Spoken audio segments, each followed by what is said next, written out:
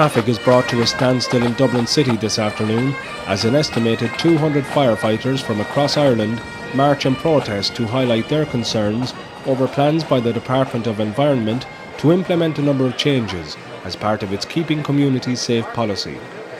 The protest was organised by SIP2 and Impact trade unions, whose members feel that changes, such as a planned reduction in the number of firefighters on a fire appliance from 6 to 4, would lead to serious health and safety implications and jeopardise both the emergency services and members of the public.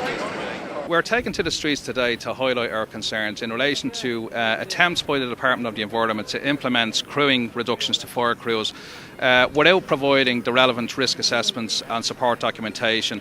We're very concerned that these proposed reductions will have a negative impact on the health and safety of our members as well as to the public. We're marching today to highlight to the public our concerns in relation to this issue. We're also calling upon the Department and the Minister concerned to not proceed with implementing crewing reductions which could compromise the health and safety of our members as well as the public who depend on this service. We have firefighters from all over the country here today. This is an issue that affects everybody throughout the country, and we have representatives from every fire brigade from every county throughout the country. On Valentine's Night 1981, 48 people perished and 215 people were injured in a fire at the Stardust Disco in Artane, Dublin.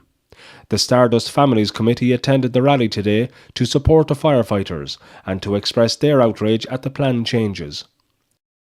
We need the fire service, the ambulance services. If we ever had a disaster on the scale of the Stardust again, we would never be able to cope. We have no hospitals to go to, and the fire brigades, if the fire service is going to be reduced and cutbacks, we can't handle any more cutbacks. People of Ireland depend on the fire services and the ambulances. The march began from Parnell Square and continued on to O'Connell Street, College Green and Nassau Street, before ending at Kildare Street outside Leinster House, where a number of speakers addressed the rally. We want proper risk assessments carried out throughout the country, as is done in other countries, but not here. We want a commitment from the government not to jeopardise the safety of either firefighters or the public by making dangerous cuts in the crewing level. And as I said earlier, the government are ignoring international reports which show that reducing crewing levels increases injuries to firefighters, as well as reducing the service to the public.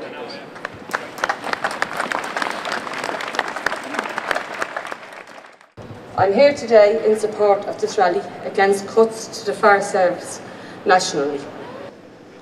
Have we not learned from previous incidents, or do we have to wait for another disaster for the people of Ireland to be provided with an effective fire service? Thanks, Antoinette. I'd like to invite my colleague Tom Casey to speak now. As you're all aware, Brendan made a comment there that we're in the process of a ballot across the retained fire service in the 26 counties, and also the retained fire service has spearheaded the Section 26 campaign, which has its first, shall we say, notable victory at the very least in Mayo. Again, as can be seen from across here, there's representation from all the various services, and in that respect, it must be more than welcomed. 2 officers and 7 firefighters for one incident under Keeping Communities Safe is not on, and it shouldn't be taken for granted. The public out there must know when we say that it's not safe, and we need public support in this.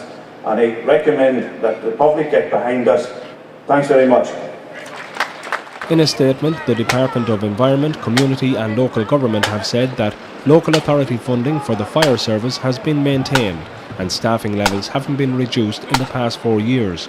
The department states that risk assessments are a statutory requirement for organisations under health and safety legislation, and where planned changes are made, risk assessments are carried out as far and as reasonably practicable.